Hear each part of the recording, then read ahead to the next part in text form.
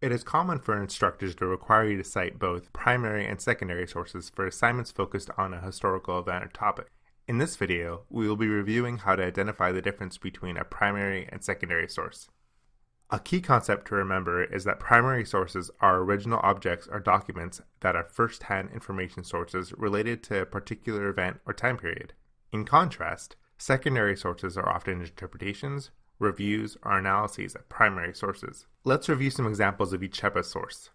Diaries and letters are primary sources for their particular time periods. These are considered primary sources because they are eyewitness accounts. However, a book analyzing these sources is a secondary source because the author is interpreting the primary sources from a contemporary point of view. Another example of a primary source is a photograph of a migrant mother by Dorothea Lange. The photograph was taken in 1936 and is a first-hand account of life during the Great Depression. In the journal History of Photography, Martha Langford interprets Lange's photo and compares it to photos of Indigenous mothers in her article, Migrant Mothers, Richard Harrington's Indigenous Madonnas. Since Langford's article is an analysis and interpretation of a primary source materials, it is a secondary source. Remember to ask yourself if the document you're considering was created during the time period you're researching, or if it was created after the time period and offers an interpretation. If you're not sure, ask a librarian.